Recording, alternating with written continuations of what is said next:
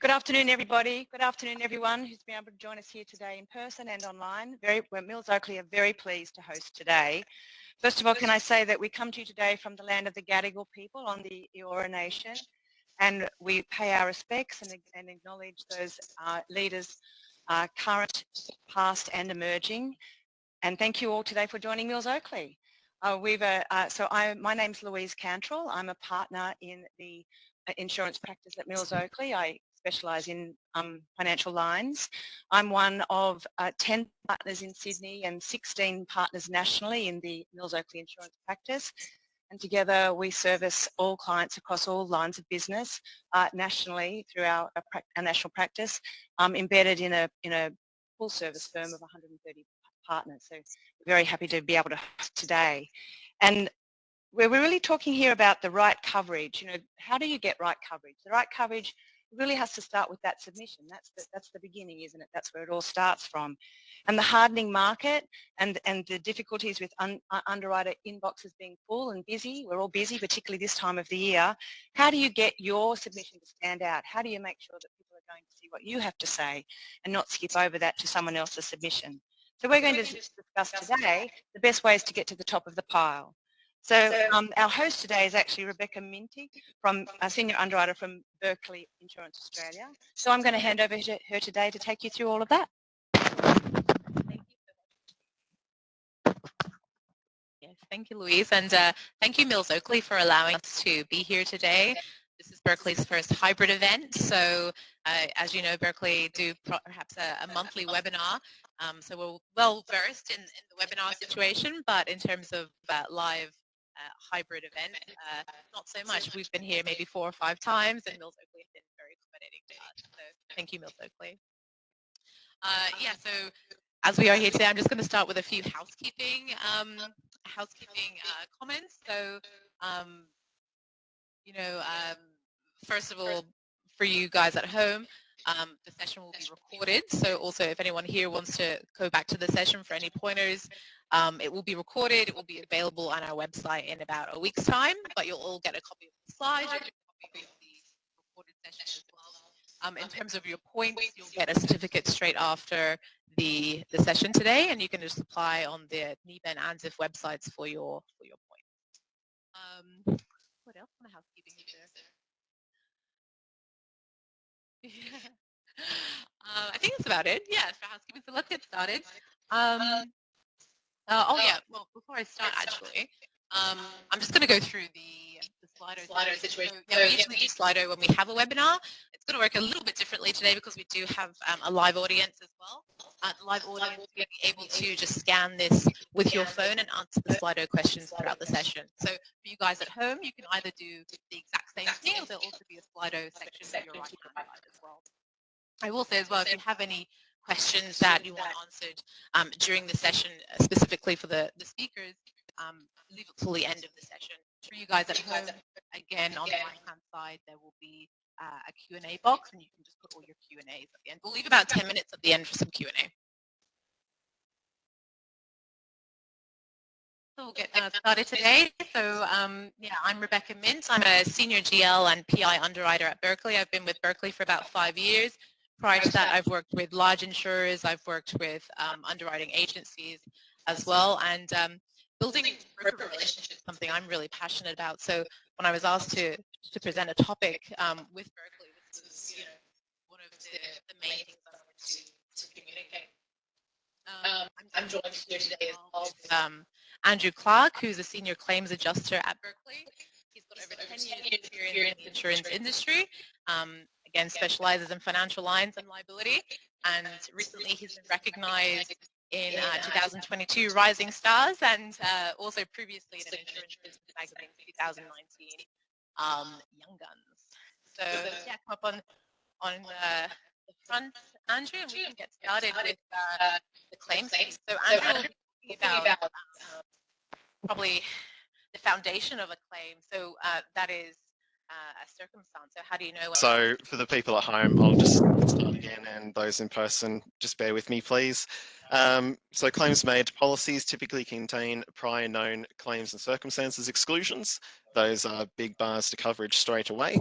More importantly, disclosing risks or notifications, circumstances, prior claims to your current insurer or to your prospective insurer gives the underwriter an opportunity to work with you and figure out the risk, and obviously that helps you give advice to your client and how you can deliver the best outcome for them at the end of the day.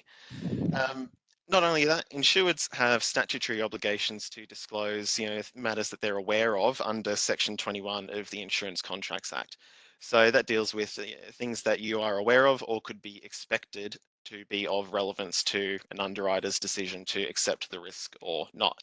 And failing to comply with that, remedies are provided by the ICA under Section 28. Which allows a underwriter to reduce their liability to the extent that they have been prejudiced by the non-disclosure, or in the case of fraudulent non-disclosure, fraudulent misrepresentation, an underwriter can avoid the policy entirely, which is obviously not something that we ever want to have to deal with. So what is a circumstance?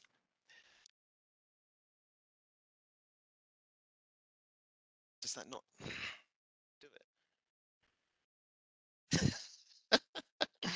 Okay, so Section 40, sub 3 of the ICA describes a circumstance in short as facts that might give rise to a claim.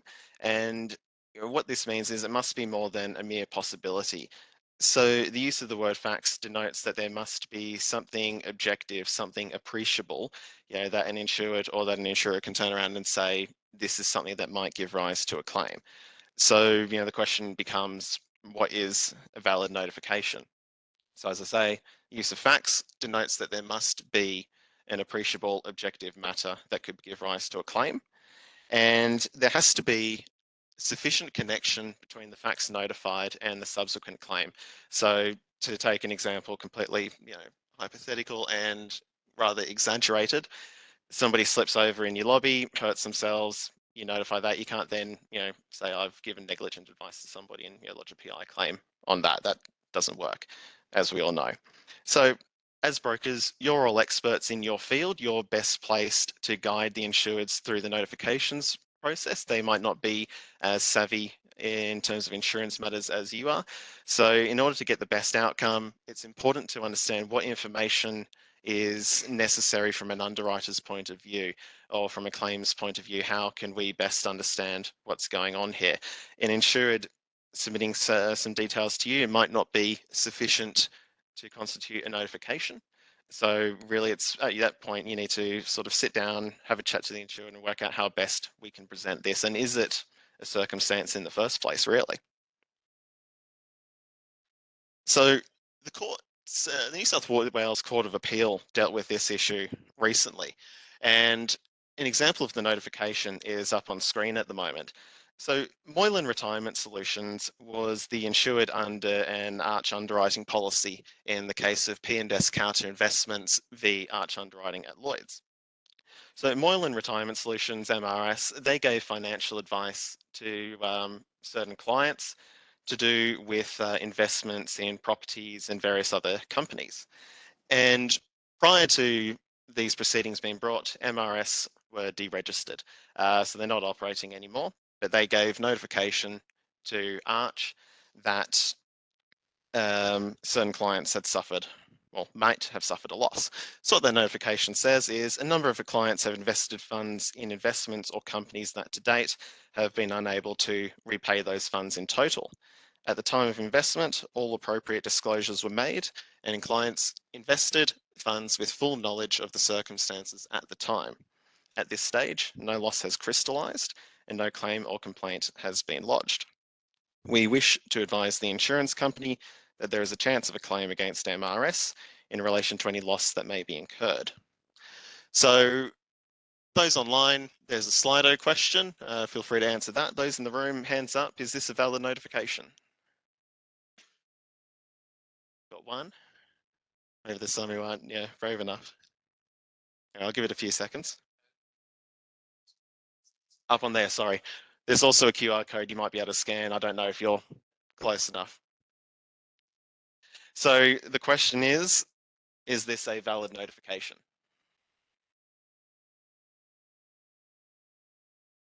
So I believe it was a PI policy, and they're notifying this as a circumstance. Essentially, is it a circumstance? Is it a valid notification? And this all came about. So even then, probably wouldn't have gotten them very far. So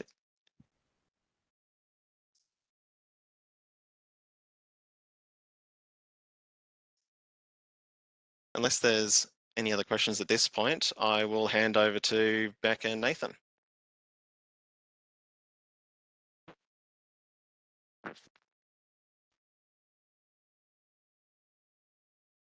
Yes, as I was saying, it was just it's a little bit of a contentious subject, how to present a client that's had a claim to the market. So there is the idea that many underwriters will just throw it out really quickly without looking at it, in depth because they've had the claim and it's just the easiest thing to do. I would always say to a broker, even someone who's had a small claim, we're dealing with a lot of SME risk as well. It might have only have been a claim that was a couple of $1,000s, but if the client can show that they have learned from that mitigation, like I said, even the smallest claim will communicate to the underwriter that client cares, the broker cares, and that will show in the terms that you receive then. So even the smallest claim, use it as an opportunity to show that you have a risk-aware client on your hands. When it comes to reserves as well, so a lot of the time we'll get new business risk that might have a claim or something in the past with a reserve on it. So, I think a lot of brokers get a little bit annoyed by all the questions that we ask as an underwriter, but the reason we do that is because in order to assess the risk and price it and set our terms, we really need to get an idea of the previous claims experience of the client. A lot of the time, let's get an example of $10,000 reserve. We have to make our own assumptions on where that will end up. So we're relying on an agency setting their own reserves. And the reason we ask the questions that we do is, for example, a broken arm is very different to a head injury. A broken arm and you're out of work for a few months is maybe a couple of $1,000s, who knows? But a head injury, even on somebody who's maybe 61 years old, could end up being $1 million. Who knows? So we need to ask these questions because we need to picture the parameters of the risk and know where our pricing is going to be in our terms. So that's why we ask these questions. We can't just go by on what somebody has put down in their claims file. So yes, I'm just going to introduce Nathan Mitchell. Now, so Nathan has very kindly decided to join us today. Just a bit of Nathan's background. So we're going to be working together today just to communicate to you guys and you guys at home as well.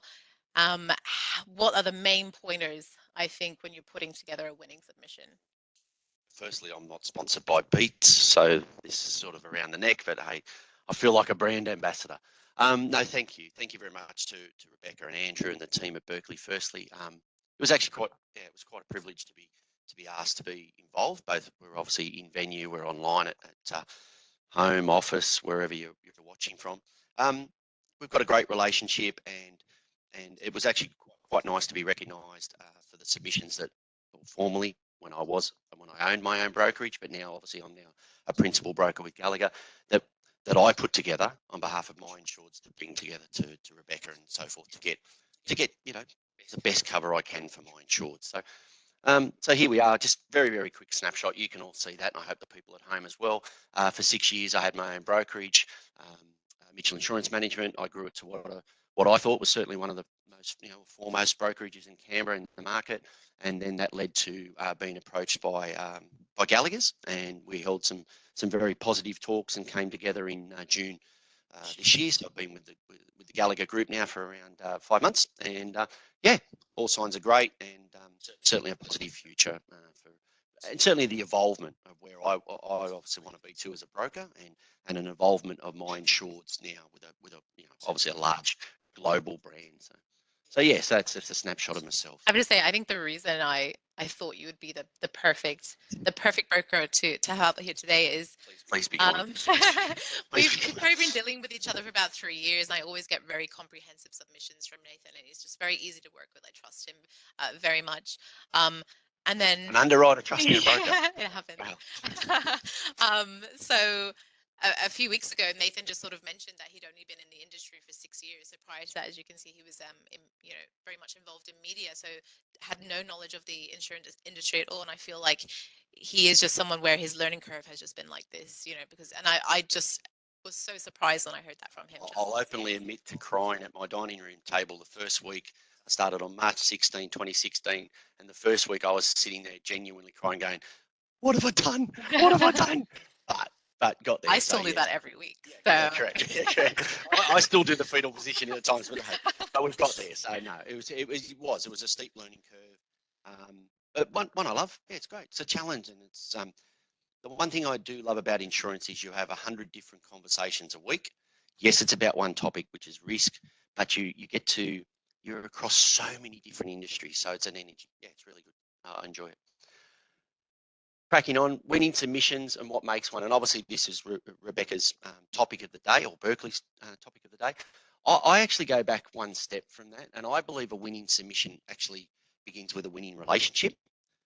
You don't get a winning submission if you haven't got the winning relationship. You've got to get your broker and insured and broker. Then the broker has to have that relationship with underwriter or insurance partner.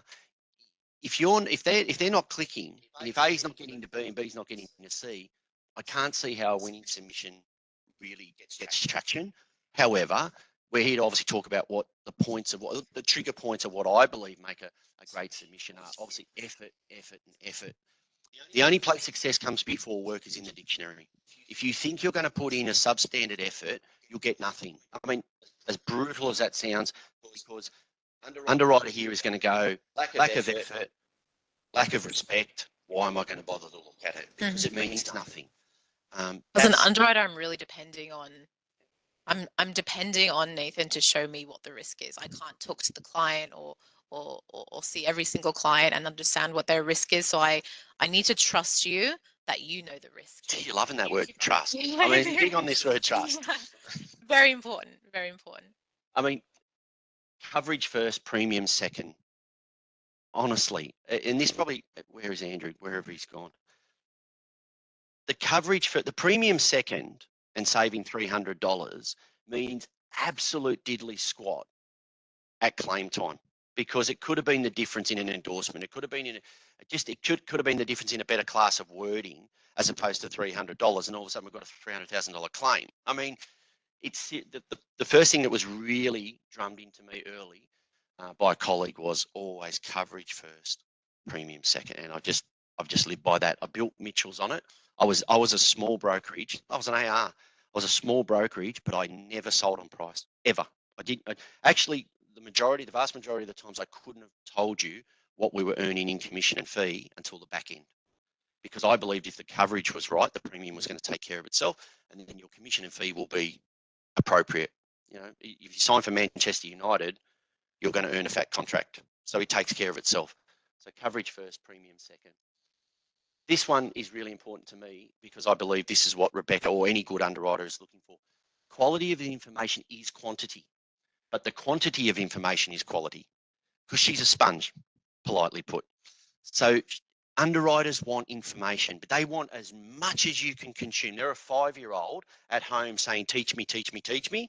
It's the same now with the underwriter. So the more that you can give, and it's quality, will equal quantity. But then every little tidbit, and I call them 1%ers. The 1%, 90% of your risk is very straightforward, but it's those 10 1%ers that can really deliver the risk in a different light to an underwriter, and then it changes the dynamic. Yeah, and the risk becomes palatable. Actually, if anything, they're looking at you going, "I want that." Mm-hmm.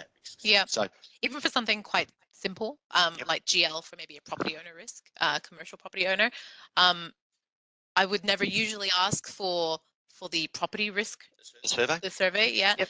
But when I get the submission from Nathan, he'll have everything in there. So he'll have all the risk surveys, absolutely everything. So, Yeah, so almost footage, photos. you have your own drone as well that you Yeah, I use. drone risks regularly because I want the underwriter. I suppose coming back to the survey a little bit, the survey for me is presenting the insured, and especially if it's a great risk, I'm actually evidencing to the underwriter that my insured takes their business serious. So if they've really got a great survey and it stands up and they've got great work practice, they've got all the safety of their building, whatever, Rebecca's looking at that going, geez, I like them. They're actually a business that really takes themselves seriously. So then all of a sudden risk is coming down. And then we're looking for 1% risk. You know, that the reason why you buy insurance, it's an accident. There was no bad practice that led to, you know, a bad outcome. It's really hard to convey that sort of information on just a proposal form. You know, you can't convey a lot of personality on a proposal form, but when I get this additional information on a risk, like I said, not necessarily required, but in my head as an underwriter, it tells me that the client cares and he's supplying all this information. He cares about his insurance needs. Yeah. It tells me that Nathan cares as the broker, that he's given me everything that I need to understand the risk. And You still ask too many I questions. do ask too many questions. But you know, it's just it gives me comfort that this is a risk-aware client, and Yeah. a risk-aware client Yeah. deserves better terms and you know, a much more competitive premium than It's resonating more as a solid risk, and it's something that, as I said, it comes back to the underwriter then saying and challenging you, saying, yeah, I want that. I might want to know 2 or 3 more points, but hey, this is something that I want to we write. want the clients who care about their insurance and their risk. Absolutely, all day. We don't want dog risks. It's not worth the time and effort. Quality of information, sort of leading up in the earlier points, but the underwriters will want to help. There's no such thing as a bad risk. Could have had claims, absolutely, but doesn't make it a bad risk because those claims could have just been genuine instances as to why the very premise that you buy insurance. It doesn't make it bad. It could have a bad number on it, but have they mitigated out of it? Have they addressed their issues? Have they now got a good clean record for 24 months that says that happened back then, addressed it by this? Bang, all of a sudden the underwriter goes, well, actually, I'm going to see this in a pretty good light. Yeah, there was a bad number on it, but we're moving forward. So then it changes your dynamic. Don't have time or I'm too busy. I've heard it a million times. I don't cop it. I didn't cop it in my brokerage. You make the time. And again, it comes back to the only place success comes before work is in the dictionary. If you don't make the time, don't expect her to make the time. End of. There is not even a debate on it. Not worth it. Don't have that empty relationship with your client. I'm going to pay you all professional courtesy because we're all brothers and sisters in the room. We're all brothers and sisters online. I'm going to pay you the professional courtesy that you all have solid relationships with your clients. But if you don't, then don't expect a fantastic relationship because if you don't know them and it's empty and you see them, and I've had it, I haven't seen my broker for 2 years. You take something on letter of appointment, you think, well, how easy is it to sit with someone and have a coffee and like them and get to know them? That's what your relationship is. Because how can you build the submission if you haven't got the relationship? If it's empty, you're not going to get to here because you're not even starting there. So and that's part of my trust with you as well, because I know that, like you said earlier, it's a little bit easier when you're in Canberra, right? You just run into your clients on the street. But I am spoiled. I am spoiled. We've got 400,000 people. You have 5 million. I lived in Sydney for 40 years, so I know it. You tend to become centric, I suppose, in where you live or work, and I get all that. But phone, coffee, extra effort, there's still all those little touch points that you can do. Yeah. If you have an empty relationship, you get an empty result. I can see my clients you do just in Canberra, you bump them all the time, and you do have that ability to, we often joke in Canberra that it's just 15 minutes to everywhere. Okay, spoiled, but yes, the premise is don't be empty. You'll get nowhere. Invest your efforts and your energy to immerse yourself in understanding risk. Yeah, good, bad, or indifferent. I've taken on face value what is bad risk, and then through evolvement, we've turned it into really, really good risk. We've turned it into solid performance because they weren't aware of certain things. They weren't educated by a previous broker. Some of them had relationship, if you call it a relationship with a broker, hadn't seen them for 2 or 3 years. Well, they're not getting any form of advice. So then all of a sudden, you're coming in with water in the desert by just simply 2 or 3 really good points of offering to help them mitigate. And then all of a sudden you're on your way. So there's no such thing as good, bad, or bad risk. It's just good, bad, or indifferent. And then you can always move forward with it. There's always a solution. I believe that, always. Yeah, and leading on from there, I mean, like I said before, an underwriter depends on the broker. You know, I need to trust him in order to trust the client. So I can't just trust the client if I don't think that he knows the risk wholeheartedly. How do you know? How do you trust the client if I'm your eyes? Yeah, exactly. Because you don't get to see them firsthand. So I need to have a really clear understanding of what they're doing. Then I can project and portray that for Rebecca to be able to get that understanding. Mm-hmm. Yeah. If there's one thing that anyone comes away with today, that is, please never use the term to describe a client management consultant or project manager with no additional information. Again, you know, what is a management consultant? What is a project manager? This is a very broad term, and when I get submissions from brokers with just this information, it tells me that you do not know, and I don't want to write what you do not know. The one criticism of Canberra, every second person is a management consultant. Believe me. They're all consulting to everyone on the hill. And you go, what does that mean? Oh, well, I do IT. Okay, we've got IT. What do you do? Oh, I do media. Okay, well, that's completely different. Oh, what do you do? Oh, well, I consult on white papers for the space station that is out at Tidbinbilla, just outside of Canberra. A little bit different. Stakeholders of the national government and whoever, and NASA and whoever. A little bit different, but they're a management consultant. So what I'm hearing is that you have more management consultants that you're not showing. Wank. Sorry, but no, they're just everywhere. They're like politicians. They're everywhere. They grow on trees. No, look, last one, and this is a bugbear of mine because it's a lazy broker. It comes from a lazy broker attitude when you hear that 2 and 3. I haven't seen my broker for 2 and 3 years. You do owe your insured, and I'm paying you all professional courtesy, but there are lazy brokers out there. They don't see it, but they're happy to take these professional fees. You owe them your obligation. You want to stand up and say, oh, I'm a professional, but I don't want to see you for 3 years. Well, then don't call yourself a professional, because how do you know the risk? These people come to you, Rebecca just touched on it, they don't know insurance. They know their business, but they don't know insurance. They're coming to you for the water in the desert. So show them respect.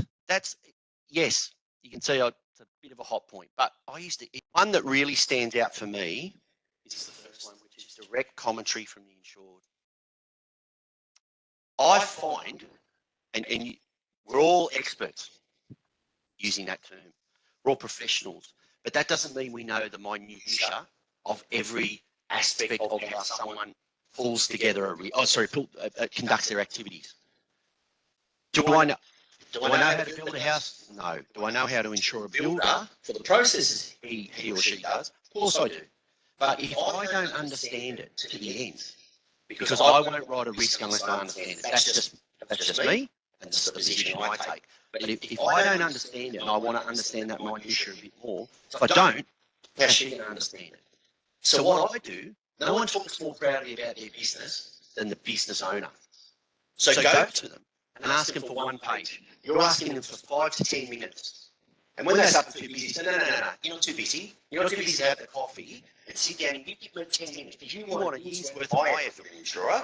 You're going to give me 10, and you are going to write me a 1-page synopsis that tells me the practice, the activity, the product, or whatever you make. I'm going to give it to her. Absolutely. I'm going to look like a superstar because all of a sudden I know more than she knows. Yeah. As I said before, underwriters, we love data, but we also love people. So try and get as much personality from your client over to me as you can, because that's going to, It's going to resonate. Yeah, exactly. It's going to resonate. People buy from people they like. So people come to you because they like you. They wouldn't buy off you if they don't, firstly. So they're trusting you. That's trust. She needs to trust me. I need to trust her. But all the way down the line, we've gone over that.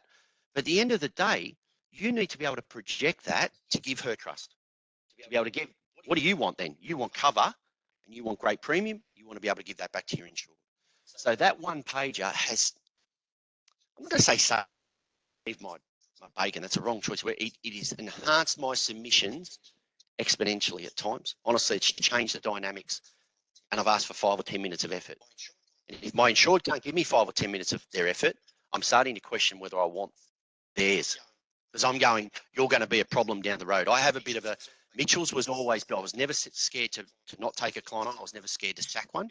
I've got a bit of a Sydney Swans philosophy, which is no dickhead rule. Pardon the French, but if they are one then, they will be today and they will be in the future. So you're looking for good people, and that's what that gives you. Because that changes how, they'll tell you how proud they are about their business. We had one recently, and it leads into the activities, works and products. I took it on LOA. It had PL and ML at 2 different insurers. I wanted to write it at Berkeley. Sat down with Rebecca. All of a sudden, we also wanted to look at PI, DNC. And we by getting it, there was two particular endorsements. And Rebecca had concerns. Let's be upfront, she had concerns. And I went, no, there's no exposure here. Have a okay, she hears from me. Take that away by getting point one and getting that synopsis in the insurance words, Yeah. bang. In layman's terms, so I could understand exactly. Because again, underwriters are not experts in anything. We just have a few minutes to try and get our heads around a risk, so we can pronounce. Yeah, I don't trust you. But it changed the understanding, and then all of a sudden, bingo, that the endorsements were able to be written out, which were to the client's originally to the client's detriment. Now all of a sudden we're gone, better cover. All of a sudden now we're bringing PI into the mix, and all of a sudden from a broker's perspective, I'm getting rid of 2 insurers. I've got one, and instead of a piece of Swiss cheese with holes in it, lacking of cover, I'm now filling the holes, and I've got one insurer going, great, better cover, better premium, and it's just a much better overall or holistic solution. Absolutely. And that helps you down the line as well. Like at renewal time, I need to work within my guidelines, but I also need to have a reason for the decisions I make. So if I've got a lot of business and multiple lines with one client, then I can argue, okay, well, I'm gonna give them a better premium because the risk is spread across 2 policies. Yeah, supporting broker and client as well. That's important. No, with activities works products, know them inside out. How many, and we've talked about it, how many times a broker doesn't understand what they do. I'm staggered by that. Employee numbers, turnover, subcontractor usage. They're imperatives. But I've seen slips with turnover left off. If I was the underwriter, I'd be looking, I'll give you $1 million premium then. Because if you're going to give me nothing, I'll give you Absolutely. I'll give you nothing. It's crazy, but I probably get 10 renewal proposal forms every single week, and there's no income or turnover on it. And it's something so simple, but it really grates on an underwriter if you can't just give the proposal form a quick scan through and try and preempt what the underwriter is going to be doing as well. So yeah, just something so simple. Just check you have all the information. It's very comprehensive. Yeah. Video footage, really important to me. Took one on LOA. It's renewing now, November. It's a November account. So it's my first renewal, I suppose, for want of a better term. Broker has called it via a BizPack, metal mineral wholesaling. What he does is he's a concrete supplier. He bends steel, 32 millimeter Rio that sits in this slab. Not quite metal mineral wholesaling, but hey, anyway, argument for another day. I start talking to Rebecca. I've got this PL one for you. I love her dearly. She's a brainiac, but you could see the light globe was not coming on. From she's hearing metal mineral wholesaling to bending Rio. I said, I'll tell you what I'll do. I'll bring you footage. I go to my client's premises. I literally film filthy big reels of Rio getting fed into the machine, bending like 32 mil, but bending like a paper clip. And that becomes the formwork. She watches the video and within 10, 15 seconds says, I'm all over that. I'll have that. There's no exposure. Because the concrete's the problem, not the Rio. All of a sudden, PL becomes magical. So, but then straight away, she challenges me in reverse because I want to put the ML there too. So I'll say there's another line. But then she challenges me and goes, but what about the E&O risk? Okay, challenge me, give it to me, feed me. Oh, but what happens if this, and this? I went, bingo. Now we're singing from the same song sheet. So all of a sudden, one cover becomes 3. It's not about the price, not about the sale. It's about the client, the insured, is in a much, much better position. But the video footage changed everything. And that's why I don't mind at times. I'll send my own drone up. I've got my pilot's license. of footage, whether it's activities, whether it's a building, whatever. Because if I can then drop that into a link, and I've done construction sites as well when I'm doing, for contract works or whatever. If this one here is getting a better understanding, great. We're working towards winning submission. So that's that's a trigger point for me. Jumped backwards. Oh, there we are. So surveys. OH&S practices and company work procedures. Look, I don't know the iCare system like yourselves, because obviously I'm an ACT broker. We have a little bit of exposure due to the surrounding regions around the ACT. But in ACT, we're we're common law. We're an underwritten territory. So as much information we can get about good work practice and safety, that helps us with workers' comp, because it is abhorrent, the rates that get charged in the ACT due to that common law exposure. However, in the case of Rebecca, the OH&S practices and the company work procedures, we're thinking ML. It gets her a better understanding of the insured. How do they take themselves? Do they take themselves seriously? What's their procedures like? Are they just a couple of punters winging it, or have they got literature that looks like War and Peace, and they're demanding that on their employees to adhere to and to work to and positively? So and just applying the information and caring enough to give it to you when you ask as well. Yeah, shows good intent. Yeah, good intent, good risk awareness. Absolutely. Social media, pretty obvious, but use it to your advantage. Got a metal fabricator, took it on LOA in 19. Metal fabricator, no worries. Letterboxes, benches, basic stuff. Yeah, beautiful. Great. Again, metal fabricator. Yeah. Could mean anything. All of a sudden, 10% of their work is stairwells, 3-story, 4-story stairwells. A little bit different in exposure levels to a letterbox. So we start going, right, let's get nitty gritty. Rebecca wants to know, what's the percentage? What's the design by? I took it on LOA and they didn't have any PI, and they were designing the stairwell. I was asking those questions because I don't want to overcharge the client for what their risk is. So Stop it. So again, we have a metal fabricator, but 90% of their work was just doing things like the signs and letterboxes and benches, and there's very little, if no, PI exposure there. So what I was focusing on was their 10%, and through looking at their Facebook page and their website, I could see exactly what we were talking about in terms of a PI exposure. So I rated my risk based on what it was. Whereas if Nathan hadn't done that, he would have come to me with a $3.5 million risk, and I would have been rating the PI exposure on the whole lot. Yeah. So the client actually ended up getting some really great terms that reflected the risk. And and it's never left. It's here. It runs well. Great company and really good people. And I know that's easy to say, but they're genuinely good people. The PI side of it, when I said that the D&C, they were just naive to it. They hadn't been introduced by the former brokerage. Didn't really think, because the majority of a letterbox, they're just getting a set of plans that make it a fabricated, life goes on. But they're there. Once you enlighten them, all of a sudden they get it and the penny drops. And now they're turning over 12 million. The 3 lines are here, 19, 20, 21, and 22.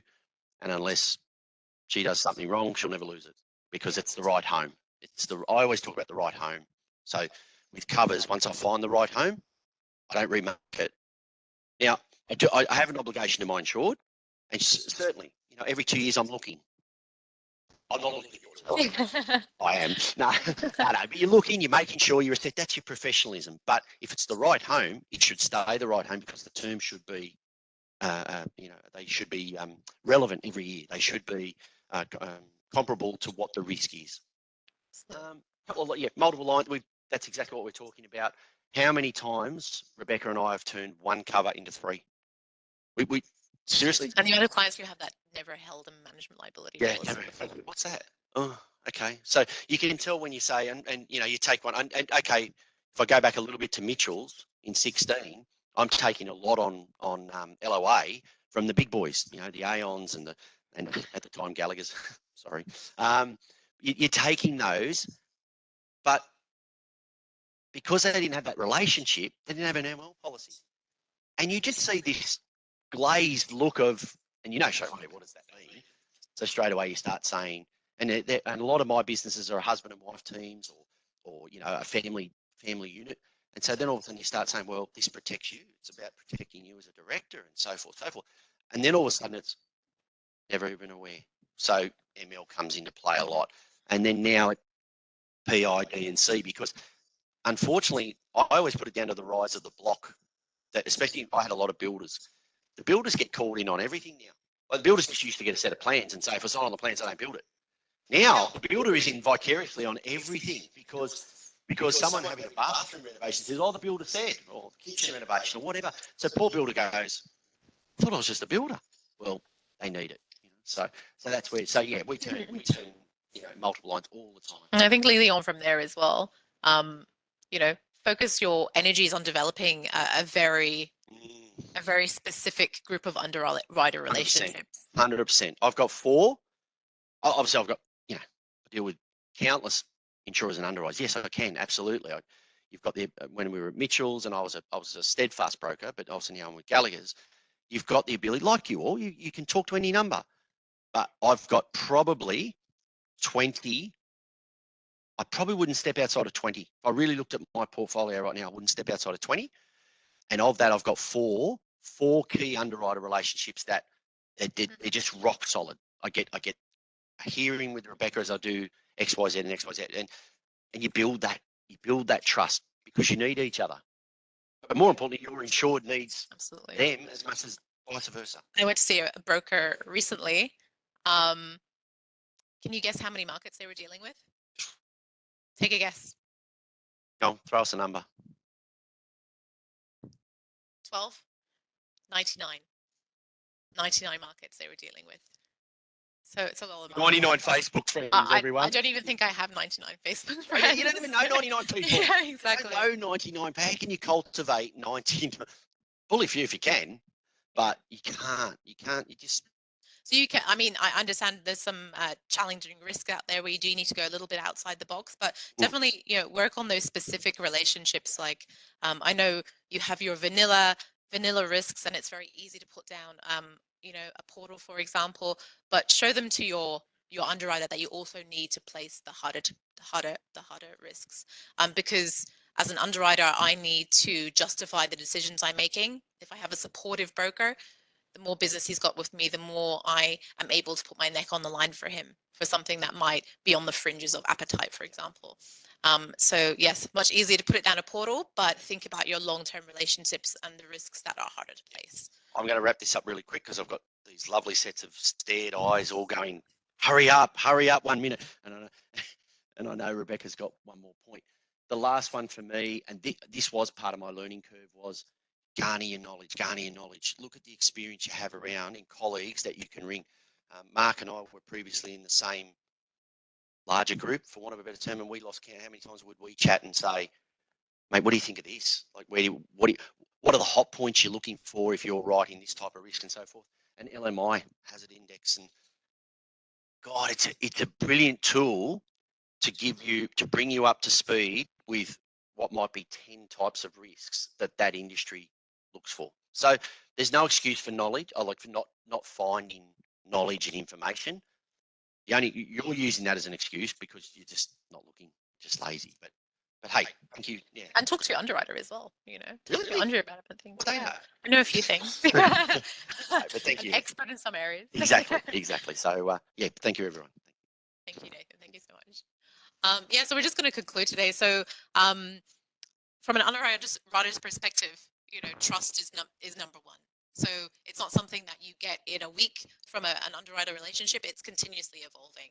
So once you have the foundation of trust, you can start building from there. But don't slack off just because you think underwriter likes you. You've got to continually work on that relationship, because when I get a submission from a broker I may not know so well, you start off here. You're neutral, so it's on you now to get my opinion of the risk up here. Because I've been working with Nathan for a while now, and I know his submissions are always quite good and quite comprehensive, he's already starting up here. So when it comes to looking at my inbox, if my inbox is really full and I'm just really busy, I'll do his submissions first because I know it's going to be comprehensive. I can get out within 10 or 15 minutes and we've already had a conversation about it. I've already told him the information that I need. Whereas someone who continuously sends me submissions without the turnover, or I need to go back 5 different times, like I'm not going to want to prioritize your submission. You're going to be right at the bottom until I have the actual time to go through what you've sent me. And it's just the way it is. You know, we're all very short on time, but start off in the right foot and make your submission one that the underwriter wants to get to first, because a winning submission is one that saves time. So quality submission is a winning submission. And if you don't have a quality submission, then you're going to end up over here. And that's the distrust, your declinatures, no responses from underwriters, underwriters not picking up the phone to you, and, you know, perhaps exclusions and, you know, perhaps not the best terms for your clients. So I'm going to finish up with one more Slido question today. And we want to bring the audience in today and get involved with the knowledge that we're trying to share, because, you know, a lot of brokers here who have been in industry for a very long time. What's the best piece of advice you have ever been given as a broker? Nathan, what's the best piece of advice you've ever been given? Anyone else want to share the best piece of advice they've ever been given as a broker? Have a response. Be curious. Yeah.